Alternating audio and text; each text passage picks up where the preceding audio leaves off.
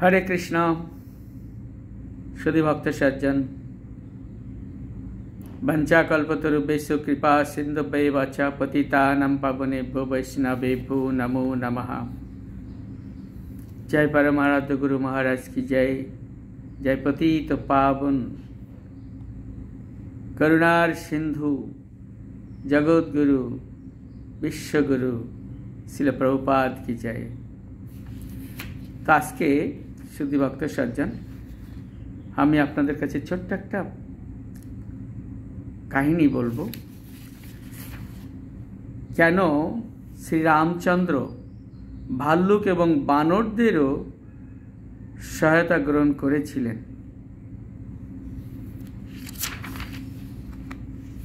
তো বলা হচ্ছে মানুষদের অকৃতজ্ঞতা।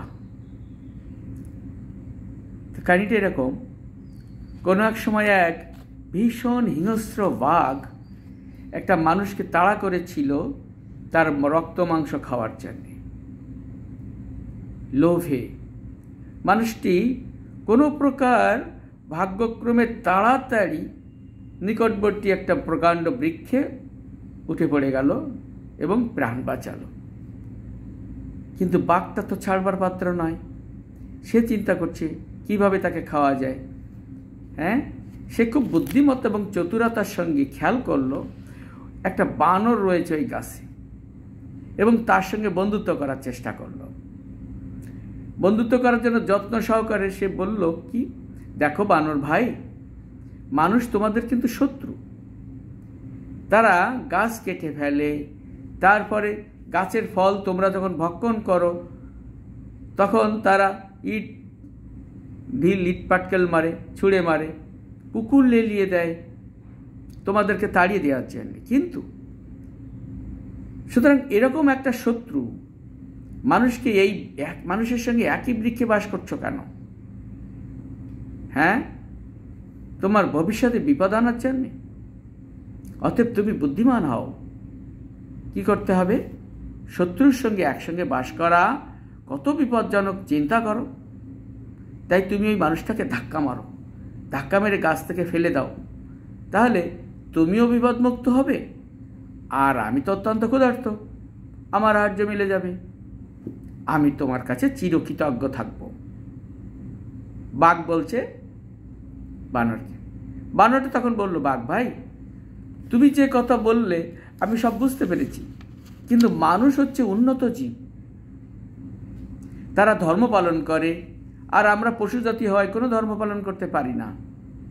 মানুষের ধর্ম আছে, আর আমাদের ধর্ম না থাকলেও বিপদগ্রস্ত এই মানুষটিকে গাছ থেকে ধাক্কা মেরে বাঘের মুখে ফেলে দেওয়া আমার মতো পশুর বিচারেও আসে না।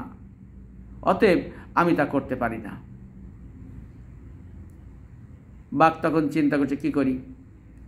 চালাকি করে আরেকটা উপায় খুঁজে বের করলো। কি উপায়? তখন সে বৃক্ষারূঢ় বিপদগ্রস্ত মানুষটিকে অভয় দিয়ে বলল, দেখো মানব ভাই, আমি এখন ক্ষুধায় কাতর, তোমাকে আমি ছেড়ে দিলাম, কিন্তু তুমি মানুষ, তোমার একটা ধর্ম আছে, প্রাণীকে আহার্য দেওয়া কি তোমার কর্তব্য নয়? সুতরাং তুমি বুদ্ধিমত্তার সঙ্গে ওই বানরটাকে গাছ থেকে ধাক্কা মেরে আমার সামনে ফেলে দাও, তাহলে আমি ওকে খেয়ে তৃপ্ত হব। যেহেতু তোমার মানব ধর্ম আছে, কোনো পশুকে তোমরা তো আর অনাহারে রাখতে পারো না। তখন মানুষটি চিন্তা করলো, হ্যাঁ ঠিকই তো কথা, আমি একজন মানুষ, আমার ধর্ম আছে। মানুষটি তখন এই কথা চিন্তা করে নিজের জীবন বাঁচানোর জন্য বানরটিকে সুকৌশলে এক ধাক্কা মেরে গাছ থেকে এমনভাবে ফেলে দিল যে সে একেবারে এসে বাঘের মুখে পড়ল। কিন্তু বাঘ তাকে না খেয়ে উপেক্ষা করল। সুযোগ পেয়ে সেই বানরটির সঙ্গে সঙ্গে ওই গাছের উচ্চ ডালে গিয়ে আবার বসল। সে যে বাঘটি ভোগের লোলুপতায় মানুষের মাংস খাবার জন্য জিহ্বায় লালা পড়ছে, সে কেন বানরের মাংস খাবে? বানরের মাংস খায় নাকি? বলছে বানরের মাংস কেউ খায়? তখন বাঘটি আরও প্রীতি সহকারে বানরকে বলতে লাগলো, দেখো বানর ভাই, তোমাকে আমি কত ভালোবাসি। তোমার চিরশত্রু এই মানুষটা তোমাকে ধাক্কা মেরে আমার মুখের সামনে ফেলে দিল, কিন্তু আমি তোমাকে বন্ধু মনে করে তোমার কোনো রকম মর্যাদাহানি আমি করি নাই। আর দেখলে তো তোমার চিরশত্রু মানুষটি কি ব্যবহার, সে তোমাকে ধাক্কা মেরে আমার মুখের সামনে ফেলে দিল।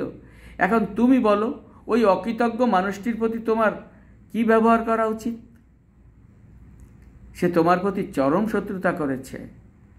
এখন তোমার উচিত এক ধাক্কা মেরে আমার মুখের সামনে ওকে ফেলে দাও। তাহলে ওই অকৃতজ্ঞ মানুষটিকে এক উপযুক্ত শিক্ষা দেওয়া হবে এবং তোমার আমার মধ্যে বন্ধুত্ব ভাব চিরকাল অক্ষুণ্ণ থাকবে।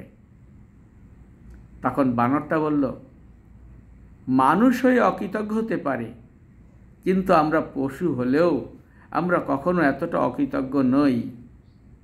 ধন্য মানুষ, সৃষ্টির শ্রেষ্ঠ প্রাণীরূপে জন্মগ্রহণ করেও যে অকৃতজ্ঞতার ইতিহাস জগতে রেখে যায়, তা পশু সমাজেও দুর্লভ। তো বলা হচ্ছে এই জন্য রামচন্দ্র ভাল্লুক আর বানরদের সহায়তা গ্রহণ করেছিলেন, কেননা তারা অকৃতজ্ঞ নয়। মানুষ সৃষ্টির শ্রেষ্ঠ প্রাণী হলেও অকৃতজ্ঞতার পরিচয় রেখে গেছে। জগৎ ইতিহাসে পশু সমাজেও তা কখনো দেখতে পাওয়া যায় না। হরে কৃষ্ণ। সবাই ভালো থাকুন। সত্যিকারে নিজেদেরকে মানুষ রূপে প্রতিপন্ন করতে হবে। হরি বল।